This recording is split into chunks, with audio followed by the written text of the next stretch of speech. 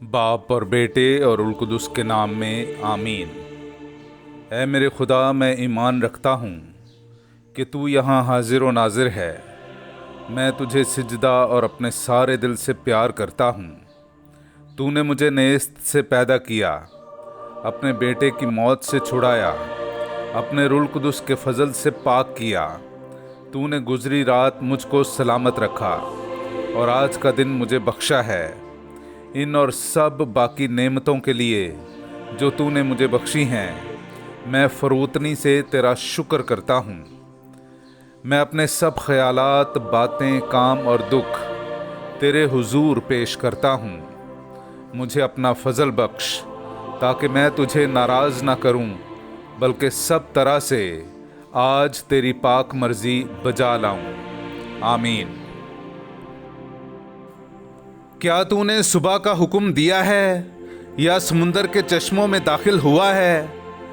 میرے عزیزو، آئیے ہم آج کی پہلی تلاوت سنتے ہیں۔ ایوب نبی کی کتاب، اس کا 38واں باب، پہلی 12ویں سے 21ویں اور پھر 40ویں باب کی 3 سے 5ویں آیت تک۔ تب خداوند نے کلام کر کے بگولے میں سے ایوب سے کہا، کیا تو نے اپنے ایام میں صبح پر حکم کیا ہے یا فجر کو اس کی جگہ بتائی ہے کہ وہ زمین کے کناروں کو پکڑ لے اور شریر وہاں سے رگیدے جائیں؟ وہ ایسے بدلتی ہے جیسے مہر کے نیچے چکنی مٹی، اور گویا لباس پہنے ہوئے نمایاں ہو جاتی ہے، اور شریروں سے ان کی روشنی لے لی جائے گی اور بڑھایا ہوا بازو توڑ دیا جائے گا۔ کیا تو سمندر کے چشموں میں داخل ہوا ہے یا گہراؤں کے تہہ خانوں میں چلا ہے؟ کیا موت کے دروازے تیرے لیے کھولے گئے ہیں یا تو نے موت کے سائے کے پھاٹکوں کو دیکھا ہے؟ کیا تو نے زمین کی وسعت کو سمجھ لیا ہے؟ یہ سب کچھ جانتا ہے تو بتا کہ روشنی کے مقام کا کون سا رستہ ہے اور تاریکی کی جگہ کہاں ہے؟ کیونکہ تو ہر چیز اس کی حد تک لے جا سکتا ہے اور تو اس کے مسکن کی راہیں جانتا ہے۔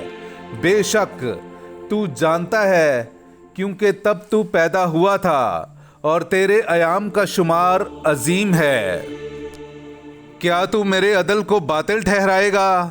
کیا تو مجھ پر الزام لگائے گا تاکہ تو خود بے الزام ٹھہرے؟ کیا تیرا بازو خدا کا سا ہے؟ کیا تو اس کی آواز کی مانند گرج سکتا ہے؟ اب اپنے آپ کو شوکت اور فضیلت سے سنوار اور حشمت اور جلال کا لباس پہن۔ پاک کلام کا پڑھا اور سنا جانا ہم سب کے لیے باعث برکت ہو۔ خدا کا شکر ہو۔ اے خداوند، مجھے ابدی زندگی کی راہ میں لے چل۔ میرے عزیزو، آئیے ہم خداوند اپنے خدا کی حمد و تعریف کریں۔ میں آپ کے سامنے پڑھوں گا زبور نمبر 139، اس کی 1 سے 3، 7ویں سے 10ویں اور پھر 13ویں سے 14ویں آیت تک۔ اے خداوند، تو مجھے جانچتا ہے اور تو جانتا ہے، تو میرا اٹھنا بیٹھنا جانتا ہے، تو میرے خیالات کو دور سے سمجھ لیتا ہے، تو میرا چلنا اور لیٹنا پرکھتا ہے اور میری سب راہوں سے واقف ہے۔ میں تیری روح سے کہاں جاؤں اور تیرے چہرے سے کہاں بھاگوں؟ اگر میں آسمان پر چڑھ جاؤں تو وہاں ہے، اگر میں عالم اسفل میں جا اتروں تو وہاں بھی موجود ہے۔ اگر میں فجر کے پر لگاؤں اور سمندر کی انتہا میں جا بسوں تو وہاں بھی تیرا ہاتھ میری ہدایت کرے گا اور تیرا دست راست مجھے سنبھالے گا۔ تو ہی نے میرے گردوں کو پیدا کیا ہے اور میری ماں کے بطن سے مجھے ترکیب دیا ہے۔ میں اس لیے تیرا شکر کرتا ہوں کہ میں اس قدر عجیب طور سے بنایا گیا اور کہ تیری سنتیں تعجب انگیز ہیں اور تو میری روح سے خوب واقف ہے۔ پاک کلام کا پڑھا اور سنا جانا ہم سب کے لیے باعث برکت ہو۔ خدا کا شکر ہو۔ نعرہ حمد۔ آج اپنے دلوں کو سخت نہ کرو، بلکہ اپنے خدا کی آواز سنو۔ ہاللویا۔ मेरे अज़ीज़ो, आइए हम आज का इंजीली इक़्तिबास सुनते हैं। इंजील मुक़द्दस बामुताबिक मुक़द्दस लूका उसका 10वां बाब 13वीं से 16वीं आयत तक।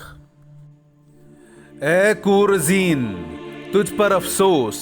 ए बैतसैदा, तुझ पर अफसोस, क्योंकि ये मौजज़े जो तुम्हारे दरमियान दिखाए गए अगर सौर व सैदून में दिखाए जाते तो वो टाट ओढ़कर और खाक में बैठकर कब के तायब हो गए होते। सौर और सैदून का हाल अदालत के दिन तुम्हारी निस्बत ज़्यादा काबिल बर्दाश्त होगा। और ए कफरनहूम, क्या तू आसमान तक बुलंद किया जाएगा? तू आलमे असफल में उतरेगा। जो तुम्हारी सुनता है वो मेरी सुनता है, और जो तुम्हें नाचीज़ जानता है वो मुझे नाचीज़ जानता है, और जो मुझे नाचीज़ जानता है वो उसे नाचीज़ जानता है जिसने मुझे भेजा है। पाक कलाम का पढ़ा और सुना जाना हम सब के लिए बाइस बरकत हो। खुदा का शुक्र हो। ऐ हमारे बाप, तू जो आसमान पर है, तेरा नाम पाक माना जाए, तेरी बादशाही आए, तेरी मर्जी जैसी आसमान पर पूरी होती है ज़मीन पर भी हो।